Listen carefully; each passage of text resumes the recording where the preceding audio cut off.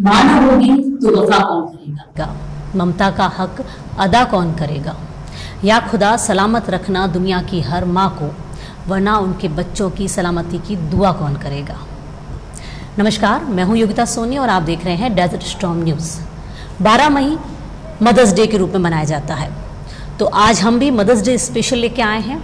एक ऐसी माँ के संघर्ष की कहानी जिसने किस तरह से समाज के परिवेश में अपने बच्चों को न सिर्फ काबिल बनाया बल्कि उन्हें एक अच्छी शिक्षा दी, उनका अच्छा मार्गदर्शन किया। वैसे माता पिता के लिए अपने बच्चों को पालना पोसना किसी सपने से कम नहीं होता है, पर यह सपना उस समय थोड़ा सा मुरझाने लगता है जब कोई एक जीवन साथी साथ छोड़ दे। उस समय चाहे वो माँ हो चाहे पिता हो, उनके लिए अपने बच्चों को पालना पोसना या उस सपने को साकार करना थोड़ा सा मुश्किल हो जाता है। तो आज हम लाए हैं आपके लिए एक ऐसी ही माँ की कहानी जो जीवन के मोड़ में अकेली रह गई, उनके जीवन साथी का साथ छूट गया, पर उन्होंने अपने बच्चों के सपनों का साथ नहीं छोड़ा। पूरी हिम्मत पूरी लगन से ना सिर्फ खुद अपने पैरों पे खड़ी हुई बल्कि अपने बच्चों को भी उनके पैरों पे खड़ा किया, उन्हें एक पहचान दिलाई, उन्हें सही मार्गदर्शन दिया। तो आइए मिलते हैं लीला मेहरा जी से। नमस्कार लीला जी, और उनकी बेटी जानकी माहेश्वरी से। नमस्कार जानकी, बहुत बहुत स्वागत है आप दोनों का हमारे न्यूज़ चैनल पे। लीला जी, सबसे पहले तो मैं ये जानना चाहूँगी कि आपका जो अब तक का सफ़र रहा, एक बार आप खुद हमें उस सफ़र के बारे में बताएं कि किस तरह का सफ़र रहा, किस समय आपके जीवन साथी का साथ छूटा, उसके बाद समाज की क्या परिस्थितियाँ रही, किस तरह से आप उन परिस्थितियों से लड़ी, किस तरह से आपने बच्चों का ख्याल रखा, बताया। मैं 91 में जैसलमेर आई शादी करके जी, और उस टाइम पुणे विवाह नहीं होता था जी, तो फर्स्ट चांस था जैसलमेर में। तो उस टाइम मेरे को इतने लोग देखने आए थे कि क्यों मैं पर्दा प्रथा ख़त्म करती। सबसे फर्स्ट में मैंने ही पर्दा हटाया यहाँ पे पर्दा पास थी मैं, और इसके पापा और हम दोनों कहीं जाते साथ में घूमने निकलते थे। तब हमें यहाँ की जनता बाहर आके आवाज़ लगाती, अरे मेरा जी जा रहे हैं, मेरा जी वाइफ जा रही है। मतलब घरों से लोग निकल के आके देखते थे जी। तो ऐसा माहौल देखते हमें कोई फ़र्क नहीं पड़ता, क्योंकि मैं सिटी से बॉम्बे मेरा पीयर है तो मैं तो कुछ नहीं लगता। पर यहाँ की जनता की उत्सुकता देखी मैंने, क्योंकि यहाँ एक तो अनपढ़ लोग, मतलब थोड़ा शिक्षा से शिक्षा ज़्यादा हो गई, उस टाइम शिक्षा नहीं थी और पर्दा प्रथा नहीं थी। तो हम दोनों साथ निकलते, कई लोग हमको टोंट कसते थे, अरे मेहरा जी की फ़ोटो खींचो, तो ये बोलते चलो उस समय साधारण तौर पे पति पत्नी साथ नहीं जाया करते थे, महिलाओं का अलग ग्रुप और पुरुषों का अलग। बिल्कुल बिना घूंघट। बिल्कुल। हम लोग शाम, इसके पापा भी जॉब में थे पशु चिकित्सालय में जी, तो पापा आते इसके, फिर हम लोग खाना ना खाए और शाम को निकल जाते शेयर करने जी, आते सब्जी फ्रूट लाना, मतलब घर का भी काम कर लेते और घूम के आ जाते। बिल्कुल। ऐसे कैसे हमारी बहुत लाइफ अच्छी निकलती थी। दोनों बच्चे थे, 2 बच्चे हुए हमारे, और दोनों को अच्छा खुद ही 4 बजे उठ के उन बच्चों को बिठा देते पढ़ने जी। तो मैं डांटती हूँ इतने जल्दी उनको बच्चों को क्यों उठाते हो, क्या नहीं नहीं अच्छी पढ़ती है, चलो भाई पतिदेव सर्वोपरि है। मैं कुछ नहीं बोलती, उठा देते। फिर इसको कभी कभी हम सिखाते, बेटा झाड़ू लगा, छोटी सी बेटी झाड़ू लगा देते, नहीं सो जाती ऐसे झाड़ू पे। फिर मैं आवाज़ लगा दी, बेबी, घर का नाम बेबी है जी, तो हाँ मम्मी क्या कर रही, सो गई, छोड़ दे अब मैं निकाल दूंगी झाड़ू। बच्ची थी छोटी, उस टाइम 4 साल की हो गई करीबन जी। फिर ऐसे करके इनको खुद पढ़ाते थे घर में, और हमेशा प्रथम ही रहे क्लासों में दोनों बहन भाई। और छोटी एज में ही बच्चों ने, वो 13 साल का था बेटा मेरा, तब उसने 10th कर ली थी जी, और दोनों ने इंजीनियर, इसने 2014 में इंजीनियर बन गई है जी, दोनों, वो भी इंजीनियर बन गए हैं बेटा। और उसके पहले इसके पापा की डेथ हो गई 2005 में हुई थी। कोई एक्सीडेंट नहीं, बीमारी, कैंसर हो गया था। कैंसर। उस टाइम भी मेरे जेठानी भी रहते हैं, वो हमारे से बात नहीं करते थे। तो मेरे दुकान एक किराए दी हुई जसल गारमेंट थी, उन्होंने अपने पियोन को भेज कर बुलाया कि भाई इसकी ये परिस्थिति, और मैं बाहर से थी जी, तो इसके आपके भाई को ऐसे हो गया। तो मेरे जेठ जी, क्यों उनकी बात आना जाना नहीं था, तो उन्होंने लगा घूरा, भाई किसको, मेरे जेठ जी बोले आएंगे नहीं, तो दुकानदार ने कहा नहीं आप आ जाएंगे।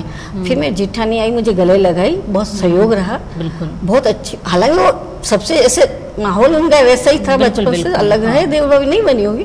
फिर उस टाइम उन्हें उनका बहुत सारा मिला, और मैं उनको, इसके पापा को बॉम्बे लेके गई थी। ये दोनों बच्चे अभी बड़ी मम्मी के पास रहे जी, और इसके पापा कभी इनको छोड़ते नहीं थे कि मेरे बच्चे मुझे खुद हाथ से खाना खिलाते थे। कि मेरे बच्चे भूखे, मुझे विश्वास नहीं करते। हम साथ ही खाते थे खाना, कभी अलग खाया ही नहीं हमने खाना। फिर खाते खाते अब छोड़े बड़ी भाभी के पास, तो उनको विश्वास नहीं, मैंने आज तो छोड़ना ही पड़ेगा भाई, ऐसी परिस्थिति होगी, बॉम्बे ले जा सकते नहीं। यहाँ आसपास इस बीमारी का इलाज नहीं था तो बॉम्बे लेके गए। आज तो हालांकि हमारे बहुत ही जो नजदीक शहर जोधपुर में ही पड़ा है इसका इलाज, उस टाइम नहीं था। डायरेक्ट जोधपुर में ही पता लगा कैंसर है, नहीं तो मालूम नहीं चला, कोई तकलीफ ही नहीं थी, सिर्फ एक खांसी आती थी, खांसी के कारण उनकी गांठ बढ़ गई थी। तो फिर बॉम्बे में गई साथ में, मेरे को इसके पापा ने मना कर दिया, इसको नहीं ले जाऊंगा क्यों, बच्चे हैं यहाँ जी। तो मेरी जेठानी ने बोला आप इसको लेकर जाओ साथ में और मैं बच्चों को मैं रखूँगी। ऐसे करके उनका इलाज कराया, ट्रीटमेंट हुआ, फिर हम आए, उन्होंने 6 महीने निकाले जी। ऑपरेशन सक्सेस नहीं हुआ, डॉक्टर भी घबरा गए। फिर हमारे रिश्तेदार मतलब जैसे मेरी जेठानी के बच्चे और सभी मेरे नंद के बच्चे बोले मामी जी अब चिंता मत करो हम साथ हैं। तो ठीक है चलो हुआ, आए हम लोग और 2005 में डेथ हो गई जी। और उस संघर्ष में मैंने ऐसा संघर्ष किया, एक तो न तो मेरे अड़ोस पड़ोस है, सिर्फ मैं मार्केट में ही रहती हूँ और परिवार वाले समय के हिसाब से जैसे बैठक होती 1 से 3 तो वैसे आते हैं और डेली का वो रूटीन चलता था। अब इन बच्चों के जैसे उसकी 10th पास हुई और उसको भी मैंने बाहर कोटा भेजा था, बच्चे को, लड़के को भी हाँ पहली बार ही, और अलग किया था बेटे को, तो सहन भी नहीं कर पाई, फिर भी उसके आगे सामने में आंसू नहीं निकल गई, मुझे हिम्मत रखनी थी और मुझे उसको भी इंजीनियर, इसके पापा की इच्छा थी कि दोनों को अच्छी पोस्ट पे भेजना, तो मैं ठीक है दोनों मैंने इंजीनियर बनाया, उसको कोटा भेजा ट्रेनिंग मतलब पढ़ाई के लिए। फिर वहाँ से वो सक्सेस कम हुआ, फिर वापस आया, फिर वापस उसके अच्छे नंबर आए, दोबारा वापस यहाँ से 10th की थी जी, 12th की थी सॉरी, तो फिर उसका नंबर आ गया। फिर जोधपुर में उसको इंजीनियरिंग के लिए भेजा गया था। इंजीनियरिंग में दोनों स्कूल में टॉप ही रहे, ये स्कूल में भी टॉप थी। 10th करके इसको मैंने पॉलिटेक्निक कराया यहाँ पे जी, पॉलिटेक्निक खुली हुई थी, और फिर वो अब तो बंद भी हो गई है कि यहाँ जाते नहीं लोग, समझते ही नहीं है। तो इसको जोधपुर इंजीनियरिंग कराई मैंने उसी कॉलेज में भैया के साथ ही जी। ऐसे इंजीनियर बन गए दोनों। फिर वो एक दिन ऐसे घूमने के साथ वैष्णो देवी बेटा गया और मम्मी मेरे दोस्त लोग जा रहे वैष्णो देवी, मैंने तू भी चला जाके, नहीं मम्मी खर्चा, कोई बात नहीं, मेरे बच्चे भी मेरे इतने समझदार थे कि मेरा बहुत ध्यान रखते थे। और इनका कॉलेज से भी दोनों भाई का सिलेक्शन हुआ देहरादून वगैरह, कि नहीं मम्मी अकेली हो जाएगी, गए नहीं। फिर वो दिल्ली गया, वैष्णो देवी जाके दिल्ली रुके वो लोग और बोले वहाँ MBA का भूत चढ़ गया, मम्मी मुझे MA करनी है, MBA। तो मैंने कर लो बेटा कोई बात, तो उस टाइम थी 7.5 लाख फीस, तो 7.5 फीस लगेगी, मैंने कोई बात नहीं मैं करूँगी।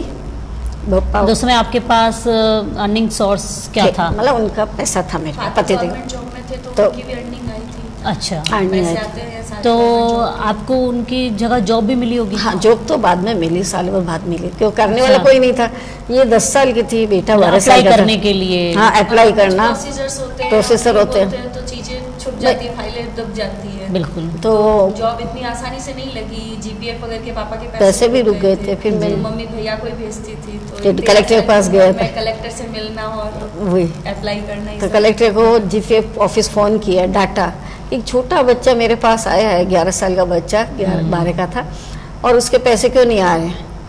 तो जैसे उसने एप्लीकेशन लिख के दी और सारे, आज भी मैं कलेक्टर ऑफिस में ही हूँ और जो कलेक्टर साहब तो कितने चेंज हो गए, फिर भी वो उनके गार्ड रहते हैं, तो वो आज भी कहते हैं आपका बच्चा कितना इंटेलिजेंट था, इतनी सुंदर तो एप्लीकेशन लिखी उसने, क्योंकि फादर का राइटिंग बहुत सुंदर थी और हमेशा स्कूल में अव्वल ही रहे, हर प्रतियोगिता में भाग लेते। आज भी मेरे घर में एक पूरा वो कहते हैं ना अलमारी इन बच्चों के गिफ्ट की है, भरी रखी सब, हाँ प्राइज मिलते रहते हैं, तो मिलते रहते हैं और हर कंपटीशन में भाग लेते थे, क्यों इसके पापा भी सपोर्ट करते थे और मैं भी, मुझे भी शौक है, मैं भी बचपन में करती थी, मैं स्काउट गाइड में भी रही हुई हूँ, तो स्काउट गाइड में जम्बूरी भी अटेंड की थी मैंने, तो वो मुझे लगता है मेरे ही बच्चे भी ऐसे रहे। और आज भी मैंने इसको ऐसा कर रखा है, एक लड़के से ही बेहतर, कहीं पे भी जाती है अकेले, हम लोग चाहे फ्लाइट में जाते हैं तो हम अकेले जाते हैं, हमारे सपोर्ट में नहीं है कोई भी, मतलब जी।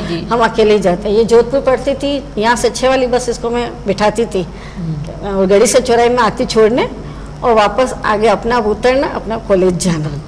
यही आत्मविश्वास तो जो माएँ देती हैं बेटियों को, वो उनमें और खुद का आत्मविश्वास उनमें भरता है कि नहीं हम ये काम कर सकती हैं। 10th के बाद जब मैं पॉलिटेक्निक करने गई, पॉलिटेक्निक में एडमिशन डाला तो मुझे एक बार लगा था कि मैं नहीं कर सकूंगी, तो मैं आके घर पे रोती थी, मम्मी मेरे से ये नहीं होगा, बहुत हार्ड होती है क्योंकि कंप्यूटर साइंस सब्जेक्ट सीधा 10th के बाद, और 10th तक गवर्नमेंट स्कूल में ही पढ़ी हूँ। तो मम्मी बोलती नहीं नहीं तू कर लेगी, टेंशन मत ले, कर लेगी, मुझे पता है ना तू कर लेगी। फिर मेरे टीचर से मेरे से भी ना मतलब मेरे सामने नहीं उनसे बात करते तो कि नहीं ये तो अच्छा कवर कर रही है, इसके बस मन में डर है, कर रही है अच्छा, टेंशन मत लो। जानकी तुम्हें कब मतलब एहसास हुआ, मतलब जब फादर चले गए तो उस समय मतलब तुम्हारी मानसिक स्थिति क्या थी?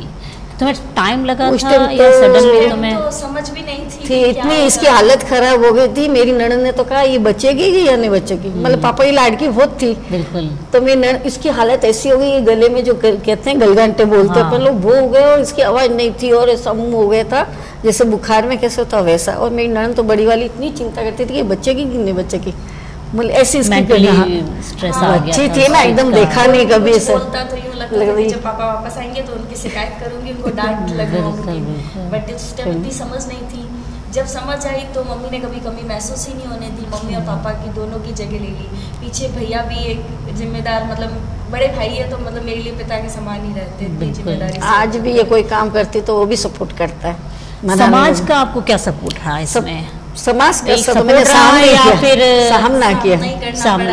आज भी मुझे कहते हैं आप बेटी की शादी नहीं कर रहे, इतनी बड़ी हो गई है, आप कब तक इसको कमा के खाओगे, मतलब उनका कहने का मतलब ये है, ये नहीं कह रहे हैं कि भाई आप इसके शादी, आपने उसे मतलब स्वावलंबी बनाया है, उसे अपने मतलब क्या ना कि पैर दिए हैं कि तुम अपने पैरों पे खड़ी हो जाओ। वो बच्चों को मैंने इंजीनियर बना के तैयार किया है। जब जहाँ बाकी वाली लड़कियां पढ़ाई छोड़ के घर में बैठ जाती या फिर 4 लड़कियां दूसरी नहीं होती तो लड़कियां जाया नहीं करती, वहाँ मेरी मम्मी ने मुझे बाहर पढ़ने भेजा। जैसलमेर माशूर समाज की मैं पहली लड़की थी जो बाहर पढ़ने गई थी, और यहाँ मैंने हिंदी मीडियम में पढ़ाई करी और वहाँ जाके इंजीनियरिंग इंग्लिश मीडियम में। तो वो भी एक टास्क था कि आपको हिंदी मीडियम से इंग्लिश मीडियम में सीधा कॉलेज 2nd ईयर में फेस करना था। तो कई बार मैं डर जाती हॉस्टल से, सैटरडे संडे में भाग कर वापस आती, मगर मम्मी वापस भेजती कि नहीं तू कर लेगी, कोई बात नहीं, अभी कम मार्क्स आ रहे, जाकर बैठ ट्राई कर, हो जाएगा। तो उन्हों के मोटिवेशन के कारण ही मैं कर पाई कि हाँ मेरे पॉसिबल हुआ और इंजीनियरिंग करी विद 78%। जैसा कि आपने बताया कि आप एक NGO में भी वर्क करती हैं। जब मैं एबल हो गई, यहाँ आई, यहाँ पर मैं कभी फ्री नहीं रही। जैसे पढ़ाई कंप्लीट कर आई तो मैंने साथ में जॉब स्टार्ट कर दी, ITI इंस्टीट्यूट की जो कोचिंग सेंटर चलती है उसमें, और प्रधानमंत्री कौशल केंद्र चलते हैं उसमें जॉब स्टार्ट कर दिया। तो मम्मी ने बोला कि जॉब कर रही है तो अच्छी बात है, मगर अपन को खाली यहाँ तक नहीं सीमित रहना, अपन को दूसरों की मदद भी करनी है। और मेरे मतलब बहुत सारे कपड़े वगैरह रहते थे, तो कि इतने कपड़े तू पहनती नहीं है तो इनको ऐसे लोगों को दे जिनका यूटिलाइज हो सके। तो जब मैंने एक बार जाके देखा और वहाँ इतने लोग खुश हो रहे हैं कि मेरे कपड़े वगैरह लेकर जो मेरे पुराने और मैं उनको पहन नहीं रही हूँ, तो इतनी उनकी खुशी देख के मम्मी ने बोला कि कुछ समझ आ रहा है कि अपनी ज़रूरत कितने लोगों को है। अपन सब पढ़ाई जॉब या घर के काम में इनमें नहीं रहना है, अपन को और भी कुछ करना है, समाज को मदद करनी है। उसके बाद में फेसबुक व्हाट्सअप ये सब चीज़ें बहुत ज़्यादा यूज होती है जैसे सोशल साइट, तो उनका यूटिलाइज करके पहले मैं घूमी। मम्मी ने खुद नहीं बताया कि जाओ गलियों में बोलो, तो फिर मैं अक्सर लोग बाहर बैठते हैं तो सबके पास जा जाके बोली आपके पुराने कपड़े या ऐसी चीज़ें दो जो किसी, पर इतना इजीली तो कोई अपनी देती नहीं चीजें कि आपको क्यों चाहिए, आप क्या करोगे इनका, एक वो बिल्कुल आप कुछ कर दोगे, जादू टोना कर दोगे। हाँ, एक ये भी रहता है, हालांकि विज्ञान के युग में अभी भी इसके भी पैर पसारे हुए हैं कि भाई आप कुछ कर दोगे हमारे। फिर लोगों को मैंने इससे जोड़ा, मेरे स्टूडेंट्स का काफ़ी सपोर्ट रहा। जहाँ मैं पढ़ाती थी तो 18+ स्किल इंडिया के कोर्स में तो 18+ के स्टूडेंट्स रहते थे, तो उनका काफ़ी सपोर्ट रहा, उन लोगों को समझाया। फिर मम्मी हर जगह यूँ साथ जाकर और बोलना करना रहते थे। मेरी फ्रेंड वगैरह का सपोर्ट रहा कि मेले में दुकानें जब उठ रही है तो कि आपका सामान कुछ देना चाहो तो दे दो, इस तरह सामान कलेक्ट करके काफी दुकान वाले देने लगे करा। आज 5.5 साल हो गए हैं हम लोग ये काम कर रहे हैं। जहाँ पर दूसरे पेरेंट्स बोल देते हैं कि लड़कों के साथ घूम रही है या वो कर रही है, वहाँ मेरी मम्मी लीडर होकर मुझे भेजती है कि नहीं जाओ और ये काम करके आओ। विश्वास कि किसी भी गरीब की शादी है तो उसको क्या ज़रूरत है, ऐसे कई होते हैं पेरेंट्स जिनके नहीं है, माता पिता नहीं है, ऐसे हमने कई गरीब बच्चों की शादी कराई है, या कई लोग बाहर से पलायन होकर यहाँ आए और छोटी उम्र में इतने महान कार्य कर रही है, तो सब इन्हीं की पॉसिबिलिटी होती है। मैं कई बार इसमें भी डीमोटिवेट होती हूँ क्योंकि मेरे फेसबुक और इस पे बहुत खराब कमेंट्स डालते हैं कि आप लाइव क्यों कर रहे हो, आप दिखावा क्यों कर रहे हो, अगर आपको देना है तो खुद से दो ना, खुद से दो, ये दिखाना क्यों चाहते हो। मगर मैं इसलिए शो करती हूँ कि इससे दूसरे लोग देखें और दे। बिल्कुल, जैसे हाँ, अगर जैसे मैं देख रही हूँ और मेरे पास ऐसी चीजें हैं जो मेरे पास फ्री है और मैं किसी को देना चाहूँ। कई बार हम जैसे लोग भी होते हैं कि हमें चीजें देनी है पर हमें सोर्स नहीं मिल रहा है कि हम कहाँ तक दें, किसको दें, किसके जरिए बाहर पहुंचाएं। बिल्कुल सही है। तो वो लोग मैं जांच के करती, तो मेरे लिए जब नेगेटिव कमेंट डालते हैं ना, तो मैं कभी कभी लगता था कि बंद करती हूँ या ये फोटो नहीं डालती हूँ। मम्मी बोलती कुछ गलत नहीं कर रहे हैं ना, अपन जो भी कर रहे हैं सामने कर रहे हैं, आप करो ये काम, बस अपना लक्ष्य होना चाहिए और अपन सही होने चाहिए। इस चीज को लेकर ही मैं कंटिन्यू कर रही हूँ। और अब मुझे नेगेटिव कमेंट भी आती है तो मुझे जवाब देने की जरूरत नहीं पड़ती, दूसरे ही जवाब दूसरे नहीं सही है। और मतलब इतना करते हुए कई कैंसर पेशेंट वगैरह है। एक यहाँ पर कैंसर पेशेंट है जो 27 साल है उम्र, और उसके 2 बेटियां ही हैं, 9 साल और 3 साल।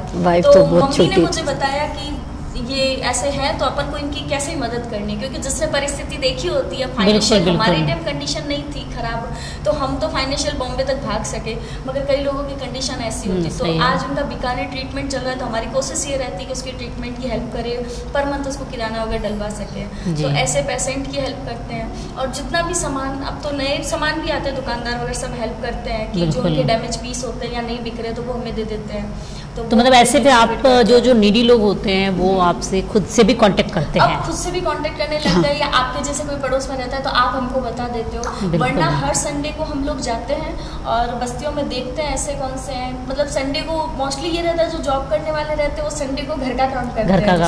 हमारे लिए संडे कुछ नहीं होता है। संडे को हम सुबह उठ के थोड़ा लेट ही उठते हैं और फिर उठ के नहा धो के खाना वाना खाकर 1 बजे हम इस काम में लगते हैं, जो 9 बजे तक हमारा यही शेड्यूल चलता है। क्योंकि इसीलिए आपने मुझे कहा था कि 1 बजे के बाद फोन करना। इसलिए कपड़े वगैरह तो एक कट्टे में ऐसे मिक्स आते हैं, उनको समेटना, उनको सही करना, साइज वाइज सब अलग करना, सेट बनाना, ये सब काम रहता है। कई बार किसी की पुण्यतिथि पे, बर्थडे पे या ऐसे कोई ऑकेशन होता है तो हम लोग ने उनको क्या रखा, आप खाना पे खिलाना चाहते हैं तो हम बस्तियों में पहले जाते हैं, बच्चों को या जितने वो बोलते हैं उतने हिसाब से इकट्ठे करके रखते हैं, वहाँ बिठा के खाना और खिलाते हैं। तो इसके लिए आपका कोई कॉन्टेक्ट है जहाँ से अगर हमारे जो व्यूवर्स हैं जो देख रहे हैं वो भी अगर आप तक अपना सामान पहुंचाना चाहें तो वो किस तरह से पहुंचाएं? जैसे तो मेरे जानकी महेश्वरी नाम से फेसबुक और इंस्टाग्राम अकाउंट है, उन पे भी कोई मैसेज करते हैं तो मैं उनको रिस्पॉन्स कर देती हूँ, हाय हेलो। और वैसे मैसेजेस के तो नहीं करती हूँ, डायरेक्ट जो बात करते हैं उनसे कर लेते हैं। और अदरवाइज हम लोग का सिक्योर हेल्पिंग हैंड से भी अकाउंट है, वो तो इतना नहीं चल पा रहा है क्योंकि इतनी पब्लिसिटी नहीं है। नहीं, जैसे अगर आपको कोई कांटेक्ट हो तो आप कांटेक्ट नंबर हमें इसमें तो हम इसमें स्क्रीन में नीचे चला देंगे। तो अगर आप वो चाहें, जो लोग कांटेक्ट करना चाहें, जिनके पास लगता है कि हमारे पास एक्स्ट्रा सामान है जिसका हमारे पास यूज़ नहीं है पर हम चाहते हैं कि हम दूसरों को दें, तो हम आपको उनका कांटेक्ट नंबर दे देंगे कि आप इनसे कांटेक्ट करके आप डायरेक्ट इन तक वो चीज़ पहुँचा सकते हैं। 8285917703 ओके, ये कांटेक्ट नंबर पर भी आप कांटेक्ट करोगे तो वो बता देते हैं। और फटे पुराने कपड़े वगैरह नहीं लेते क्योंकि हमें फेंकना पड़ता है तो दुख होता है। बिल्कुल, भाई अगर हम किसी को दे रहे हैं तो एटलीस्ट उसकी कंडीशन ऐसी हो कि वो पहन सके। जूते, चप्पल, बच्चों के खिलौने थोड़े बहुत टूटे हुए होते हैं तो वो भी ले लेते हैं, क्योंकि अपन के जो बच्चे हैं जो एक टायर टूटने पे नहीं खेलते, मगर आप इन बस्तियों में जाके उन बच्चे को खिलौना दोगे ना तो उसकी खुशी की कोई कीमत नहीं होती है। बिल्कुल। तो ये सब काम भी मम्मी ने ही सिखाया कि नहीं करना है। और अब हर संडे को मतलब मैं कभी आलस करूंगी ना तो 1 बजने के बाद स्टार्ट हो जाते कि नहीं जाओ अपना काम करो और कंटिन्यू ये काम करना है। तो अभी कोरोना में भी चीजों के लिए मोटिवेशन कहाँ से आया कि ये सब चीजें करनी चाहिए बच्चों के? क्या है कि इसके पापा थे तब क्या होता है, जैसे कई लेडीज लेती है कपड़ों में बर्तन वगैरह। बिल्कुल। तो मैं भी एक दिन ऐसे ही बोली, मैं यार कपड़े अपन भी कोई बर्तन बाल्टी वगैरह ले ले कि पागल है, कहते बाल्टी कितनी चाहिए मैं ला देता हूँ, ये ऐसे गरीब वो दो तो तुम्हारे उनके कपड़े काम था। कई बेचारे बच्चे नंगे बैठे, कई औरतों के पास कपड़े नहीं, वो एक ड्रेस में या 2 ड्रेस में चल जाके तो कहीं ना कहीं आप अपने पिता के सपने को ही आगे बढ़ा रहे हैं। फिर उसके बाद हमने यही सोचा कि वास्तव में के कपड़े, उस टाइम मुझे टाइम कम मिलती, बच्चे छोटे थे, ये भी ऑफिस जाते तो उनका खाना बनाना, इनको भी बच्चों को टिफिन बनाना, इनको लाना ले जाना लाना पड़ता था। जीवन साथी के जाने के बाद तो आपका और ज्यादा वर्कलोड बढ़ गया होगा। पहले साल भर जब तक मेरी जॉब नहीं लगी थी तब तक तो मैं घर में ही थी जी। और ये पुरानी रूटी की बात आपको ही पता है, बाहर नहीं निकलना। जब एक बार मेरे घर में आग लग चुकी थी तो माइंड उस टाइम अपसेंट हो जाता है और मुझे मालूम नहीं तड़ीक आग लगी और मुझे कुछ मालूम ही नहीं चला। ऊपर कमरे में जैसे दूध वाला आया तो मैं बर्तन लेने गई तो कमरे में पूरा अंधेरा ही अंधेरा। मैंने क्या हुआ, अब किसको बोलूँ, घर में पास कोई नहीं, बच्चे स्कूल। फिर मेरे दुकान वाले पड़ोस में उनको सामने से ऐसे मैंने इशारा किया, तो वो बोले, एक दूसरे ने कहा भाई जाओ क्या बात है। वो है मैं देखो ना अंधेरा, अंधेरा मुझे ये पता नहीं कि आग लगी है। वो बोले भाभी जी गूगल की भाषा के मैंने कहा बाप रे, मेरा घी चढ़ाया हुआ था 5 किलो घी, और माइंड अपसेंट होता तो क्या ना मालूम नहीं चलता क्या काम करते हम भूल ही जाते कि मैं क्या किया। फिर वो मार्केट वाले आए और मेरे तो वो घबराहट, तबीयत खराब हुई, और मेरे दुकान वाले ने कहा दुकान आपकी, आप बाहर बैठो। और फिर उन्होंने दुकान वालों ने आके दरवाजा तोड़ा और घी कड़वा ला के सड़क पे रखा।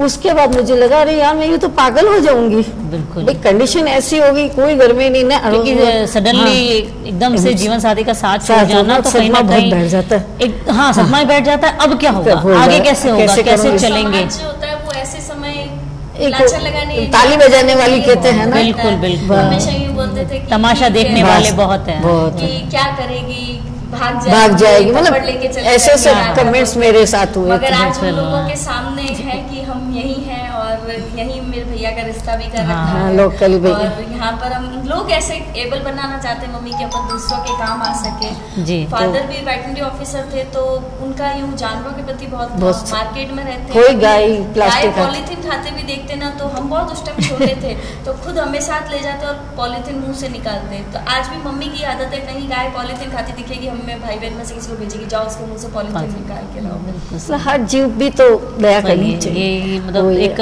अच्छी चीजें हैं जो हम धीरे धीरे आगे के पास करते रहें तो बेहतर है। जो मतलब फेस किया कि ये दिक्कतें आती है लाइफ में, तो मम्मी चाहती है कि अपन को तो आई है, अपन को बड़ा प्यार या समाज का साथ वगैरह नहीं मिला, बट एटलीस्ट अपन इतने एबल है कि दूसरों को दे सके। तो हमारी मैक्सिमम कोशिश ये रहती है कि जितना ज्यादा उतना लोगों को दे सके।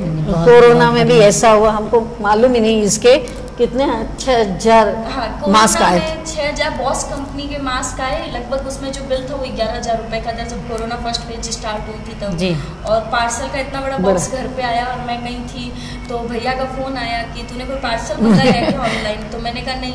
तो कि तेरे नाम से आया, मैं पैसे मांग रहे हैं क्या? तो कि नहीं। तो मैं ले लो फिर जान के मैं इसी के नाम से जो मेरा आधार कार्ड में नाम और एड्रेस उस पर आया था। उसके बाद जब खोल के देखा तो उसमें सील पैक के बॉस कंपनी के 7000 मास्क थे। तो पहले मैंने बहुत सारा डाला कि भाई जो भी बता दो सोशल साइट पे, मेरे व्हाट्सएप स्टेटस वगैरह सब पे कि भाई जो भी है उसमें डाल दो, अगर नहीं तो मैं पुलिस में कंप्लेन कर रही हूँ। फिर मुझे दूसरे लोगों ने कहा कि अगर सब सील पैक है, कंपनी का बिल है, कोई ऐसा डेंजर नहीं है, आप कर लो, अगर कुछ भी रिस्क आएगी आप पे तो हम बात कर लेंगे, हम पुलिस में आ जाएंगे, टेंशन मत लो। बट आपको अगर किसी ने विश्वास करके दिया है तो आप डिस्ट्रीब्यूट करो। डिस्ट्रीब्यूट के लिए ही आए थे। बिल्कुल, पर नाम कोई ओपन नहीं करना चाहता था तो उन्होंने इतना ट्रस्ट करके मुझे भेजा। बिल्कुल, ऐसे काफी इसके बाहर से वर्धा से वगैरह कपड़े आने लग गए। कपड़े भी मेरे इवन बाहर से आते हैं क्योंकि मैं काफी ऐसे कैंपिंग वगैरह करती हूँ, कैंप वगैरह में जाया करती हूँ, तो उसके कारण कपड़े वगैरह भी काफी हेल्प आती है। लॉकडाउन में किराना भी हम लोगों ने दिया था। दुनिया में सिर्फ नेगेटिविटी नहीं है, पॉजिटिविटी भी है, सकारात्मकता भी है। लोग चाहते भी है कि आप अच्छा करो, तो उसमें आपको मोटिव, ये हम पे डिपेंड करता है कि हम किस चीज को ऑब्जर्व कर रहे हैं। आज जितनी मेरी टीम है, मेरे पास तो स्कूटी है, मगर जैसे आप बताएं 45 किलोमीटर 50 किलोमीटर राउंड जाते हैं और कम से कम हर संडे को 9 से 10 बैग होते हैं, तो पॉसिबल नहीं होते। मगर मेरी टीम वाले विदाउट किसी की कुछ भी हेल्प की अपनी पेट्रोल चलाकर गाड़ियाँ वगैरह सब लेके आते हैं और जहाँ जाना होता है वहाँ पे हम लोग जाके डिस्ट्रीब्यूशन करते हैं। जी, बहुत बहुत अच्छा लगा लीला जी आपसे बात करके।